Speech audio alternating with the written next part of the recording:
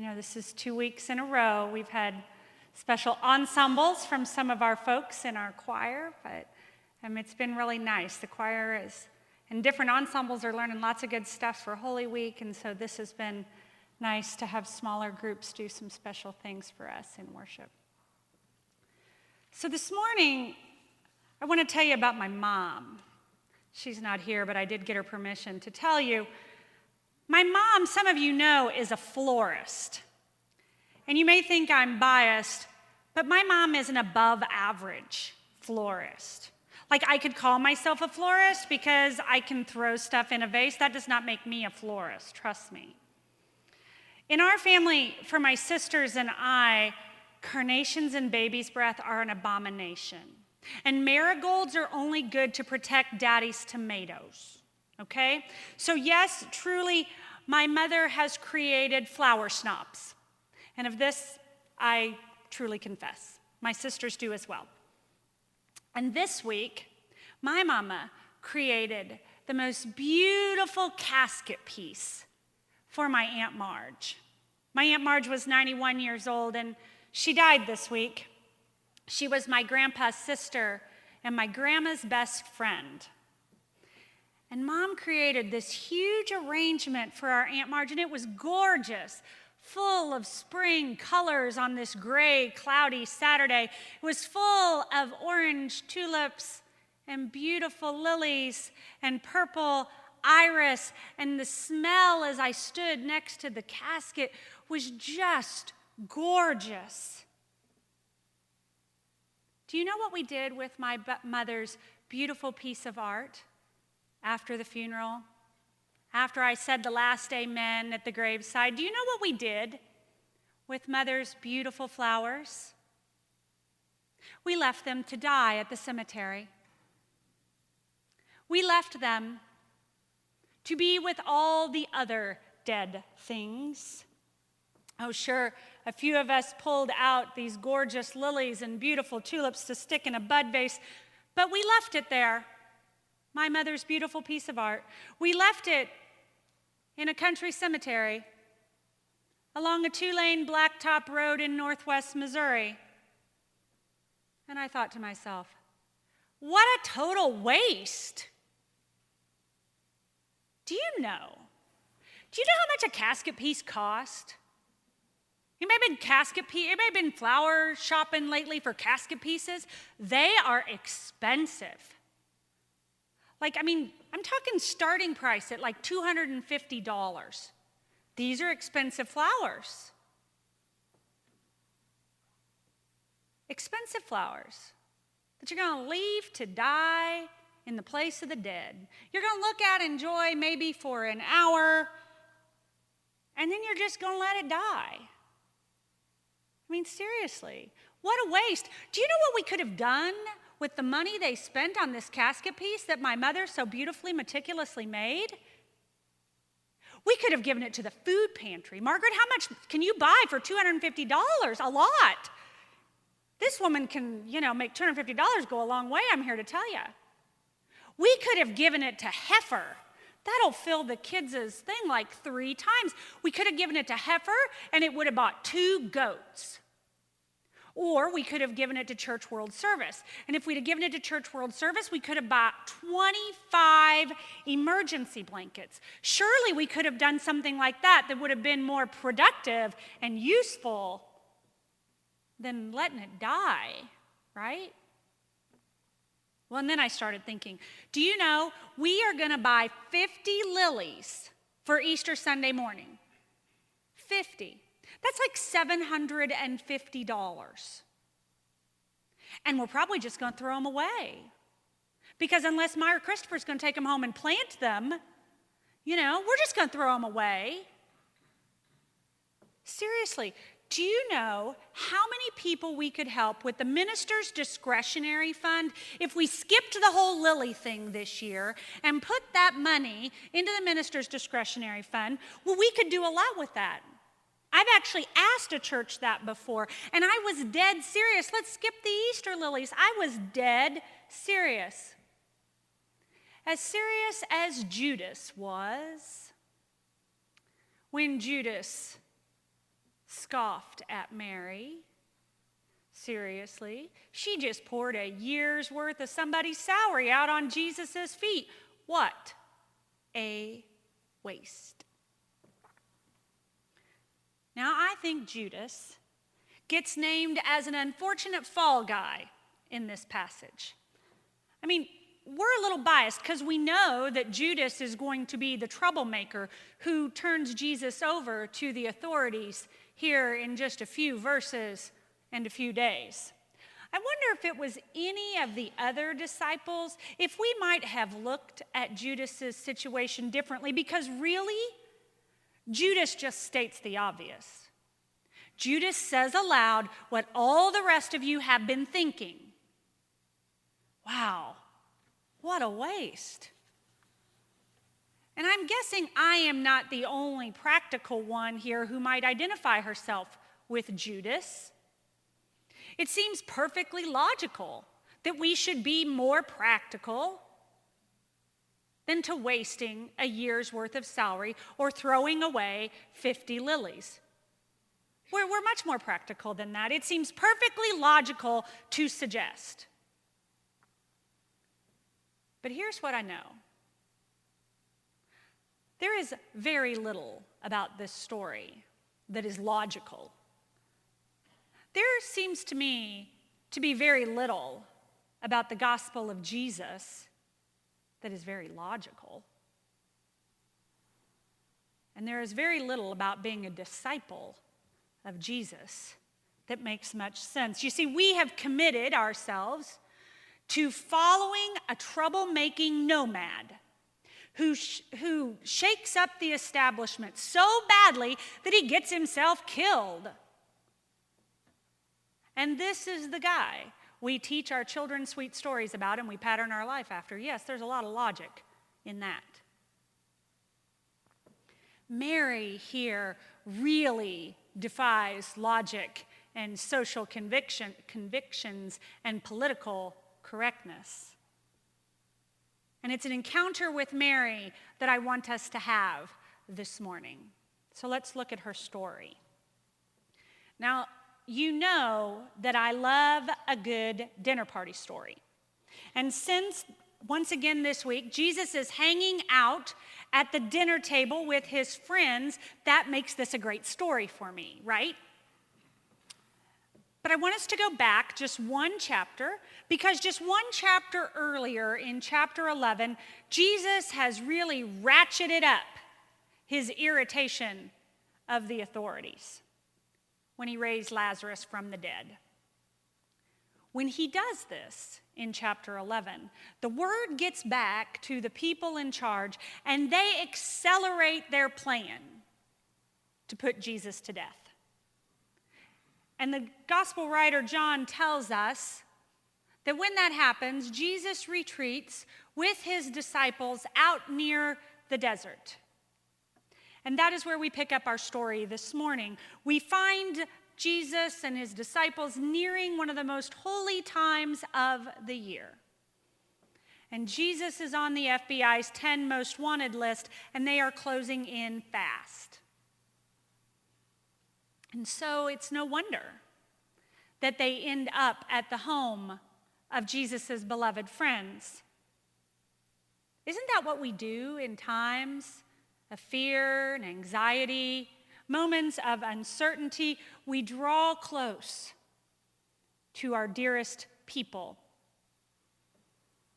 people who will bring us comfort and reassure us, that we can be reminded that we have people who love us and will look out for us and care for us. Isn't that what a funeral is?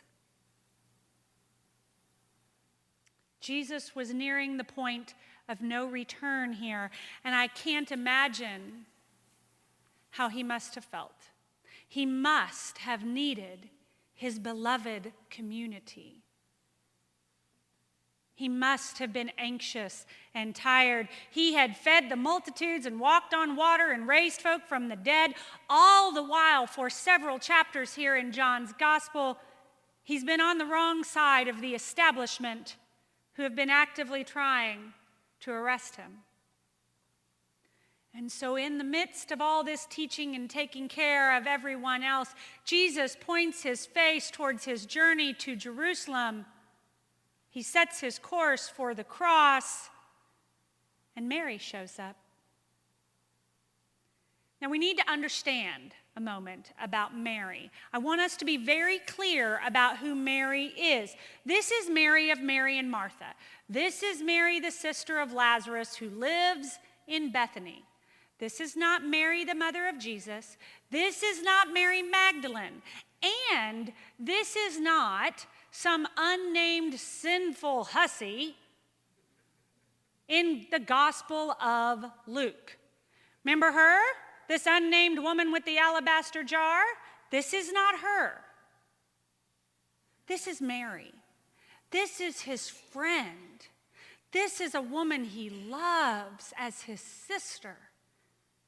This is a disciple. This is a faithful friend, like family to him. And in this gathering of beloved community, Mary gives us a glimpse into the future. Mary gives us a glimpse into what will happen in the John story just one chapter later. Mary does this act of love where she wipes Jesus' feet, just as Jesus will wipe the feet of his disciples in the very next chapter. And in John, not only does John use the same Greek word, he uses the same Greek word for Mary wiping Jesus' feet as he does Jesus wiping the feet of his friends. This is an act of service and love that foreshadows Jesus' same act of devotion and love.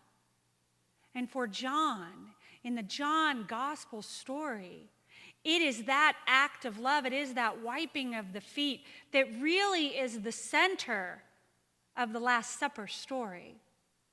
The food and the meal and the sharing of that is secondary for John to this act of love, of wiping away. Mary here shows us that community and discipleship is about acts of love.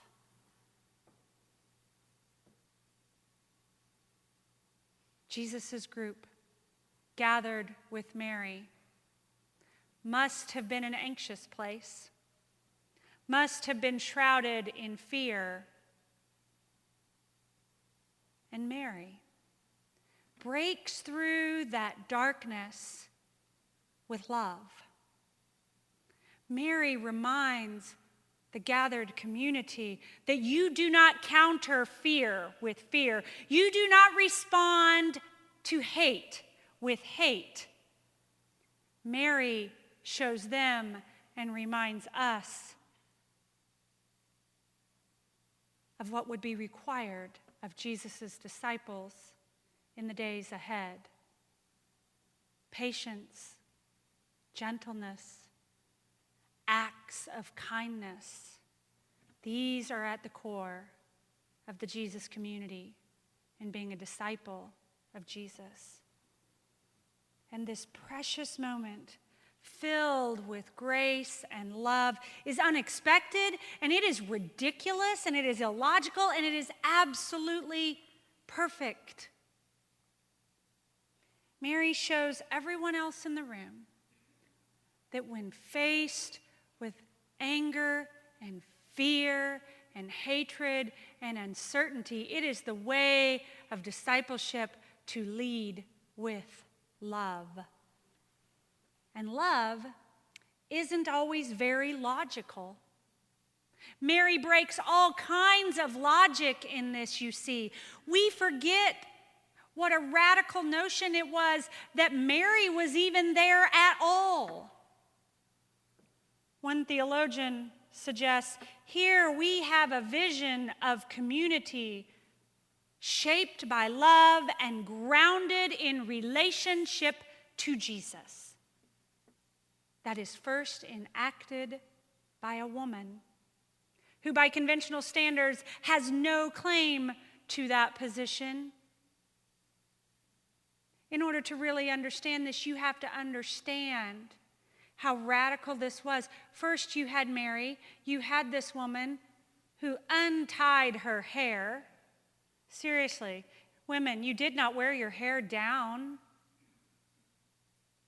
She wipes Jesus' feet. She wastes a year's worth of perfume. Nothing about this story is logical.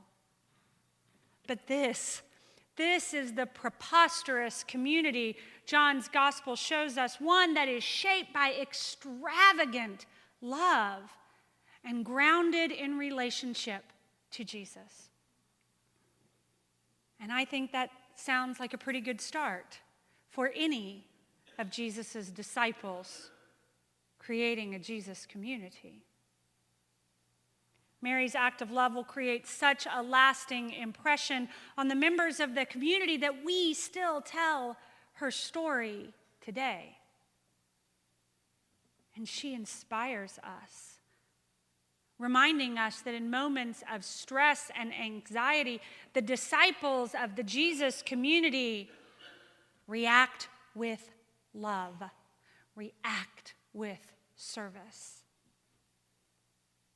And this act of love will remind those in her home of her act for days. The scripture says that the house was filled with the aroma of what she had done. No one who entered the house would forget. The scent of her act would linger for days, not just on the house, but on Jesus, I feel certain. Just like these flowers that came from the funeral casket yesterday. These remnants of my mother's beauty. Yesterday we left them in the minivan, just about an hour. And in that time when we opened the door, the smell was so strong it nearly knocked us over. They nearly choked me to death at the 8:30 service. The smell of what she had done would linger for centuries. A bright and beautiful moment amid tears. Funeral flowers.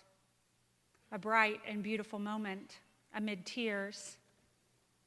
A faithful disciple wiping the feet of Jesus in an illogical and extravagant way. Mary brings a bright and beautiful moment of love into a time of great fear. And she wraps everyone present in the rich smell of love. Glennon Doyle Melton had a quote about 2 weeks ago that I have been hearing in my head nonstop.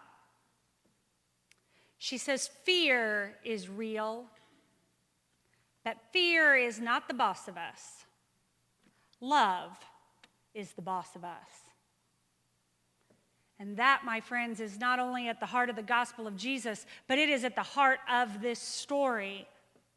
This story and a gospel centered in love. Love that doesn't make any sense sometimes. A gospel that says sometimes you just have to throw caution and reason to the wind. A gospel with saints like Mary who challenge us to reassign the smell of death and a funeral home into the smell of life and love. And to let a few funeral flowers bring a little extravagance to the dead places of the world.